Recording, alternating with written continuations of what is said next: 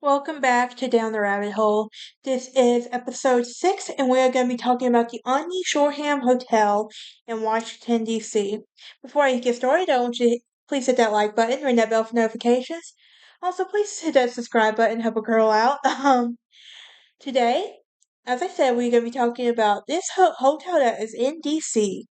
It is the luxury hotel that was built in the 1930s and boasts about the history of its mysterious happenings.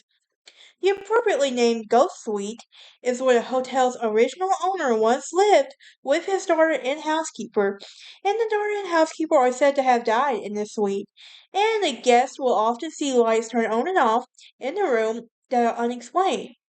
Now, this is a hotel that is a historic resort and convention hotel in Northeast Washington, D.C. Built in the 1930s and owned by the Omni Hotels, it's located one block west of the intersection of Connecticut Avenue and Calvert Street. And the hotel is known for having been a regular venue for Mark Russell in the Capitol Steps, and is also a member of the Historic Hotels of America. It is in the official program of the National Trust for Historic Preservation. So, let's talk about the first Shoreham Hotel. The first Shoreham Hotel was constructed in 1887 by VP of the U.S. Levi B.P. Morton, and it was designed by the New York firm of Hubert, Princeton and Company, and was located on 15th and 8th Streets Northwest. Morton named the hotel after his birthplace, Shoreham, Vermont, and this hotel expanded in the 1890s, extensively renovated in 1902 and 1913, and the Shoreham went bankrupt in 1927 and was sold to developer Harry Warhan, who demolished the hotel in 1929, and he replaced it with the Shoreham office building. It was designed by Mirham Metrobian, and the structure itself was converted into a hotel in 2002, becoming the Sofitel Washington, D.C. Lafayette Square. Now, what about the second Shoreham Hotel, you're probably wondering? How many Shoreham hotels are there? Well, the second one is the modern Shoreham Hotel that was constructed by developer Harry M. Bralo as a resort hotel situated in the Leafly Woodley Park neighborhood, well outside the heart of the city. And the hotel was designed by a Washington architect, Joseph Henry Abel, and construction will begin in 1929, and the hotel was celebrated its grand opening on October 30th, 1930, with a party attended by 5,000 people, and the enormous popular singer Rudy Valle was booked to play the grand opening, but he had to fly down after a scheduled evening show at the Brooklyn Paramount Theater. And Valle's small hotel plane encountered a storm after leaving Newark Airport, and while forced to touch down at Camden Central Airport, he would give an impromptu concert there. As he and his band waited for the weather to clear, they finally reached Washington's bowling field at 3:15 a.m. and made their way to the Shoreham, and they performed for the 1,000 remaining guests from 4:15 to 4:30 a.m. before leaving for Washington Union Station to take the train back to New York for an 8 a.m. rehearsal.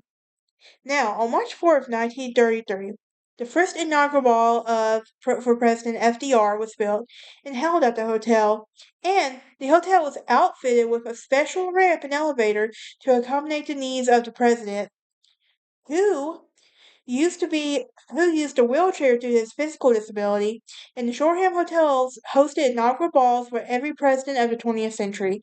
Even President Clinton played the saxophone at his inaugural ball on June 21st, 1993. So,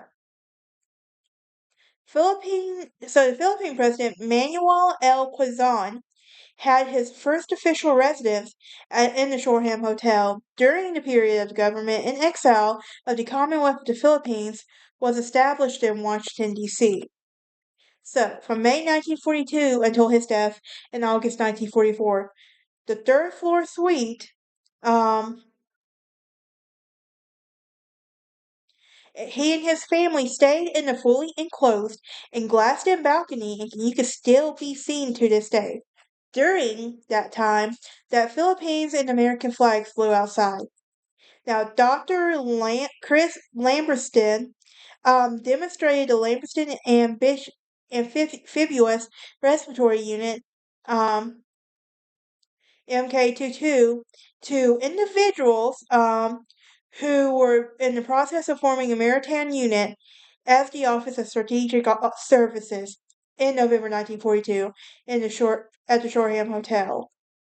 So, in 1944, Ed Heinemann of Douglas Aircraft designed the AD Skyraider on the back of an envelope overnight at the Shoreham. When he arrived at Washington, D.C. to discover the U.S. Navy had made some last-minute changes to their request for a replacement for the SBD Dauntless dive bomber. So, the Shoreham was largely a residential hotel until 1950, and it began converting to a house transient guest. And over the years, the Shoreham has been the Washington's home of many prominent politicians, and this would include Senator Stuart Symington from Missouri during the late 1940s and 1950s, when he was the first Secretary of the Air Force.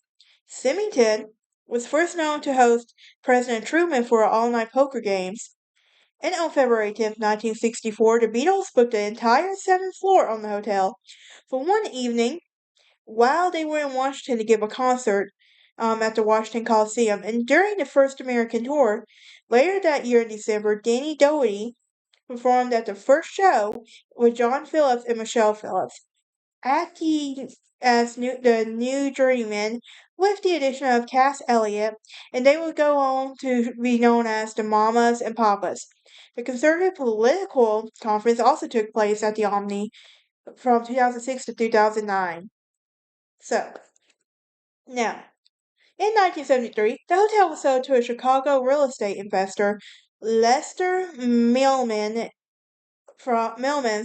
MAT Associates. So, they also retained the Americana hotels as well, and this was renamed the Americana Hotel. In 1980, Dunphy Hotels, the hospitality division of Aer Lingus, purchased the hotel in partnership with the New York developer William Zeckendorf. That sounds like a fun name to say. Dunphy assumed the management until in January 1980 and renamed it the Shoreham, a Dunphy hotel. In 1983, Dunphy Hotels acquired Omni International's founder chain and Omni Hotel and Resorts, and the hotel was renamed the Omni Shoreham Hotel in 1985. So, the Shoreham was featured in a 1987 film called No Way Out, and when the character was played by Karen Costner, first meets the character Sean Young played at the presidential inaugural ball. Now, in the 2003 film Shattered Glass about the journalism scandal at the New Republic perpetrated by Stephen Glass, the hotel is mentioned by name, and a fictional version is depicted as Glass claims to have attended the Young Republicans that was held there. So the hotel accepted Henry L. Doherty as a minor financial partner. This is like some alleged haunting that happened. And he and his family were moved into the apartment, now Suite 870, and the hotel, along with their maid, Juliet Brown. And a few months after Doherty's moved into the apartment, their maid died in the night. His daughter, Helen, lived for over 50 years and died in Denmark.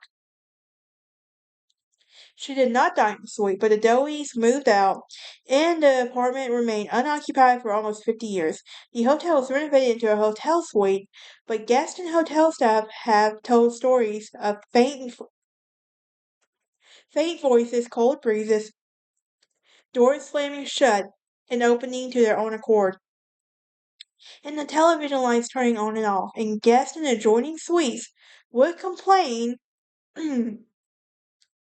of noises coming from closed empty suite 870, and the other occupants say furniture would be found out of place, and the hotel staff said that housekeeping carts would be moved on their own. Now, The Omni Shoreham Hotel has been named the Ghost Suite, and Scartazzi, an Omni Hotel manager, stayed in the Ghost Suite with his family as there was a walk-in closet, light turning on and off on its own accord. What do y'all think? Have y'all been here before? Would y'all like to go stay there? I am curious. Just let me know in the comments. But I will see y'all next time as we talk about the ghost town of Dogtown. Can't make that up.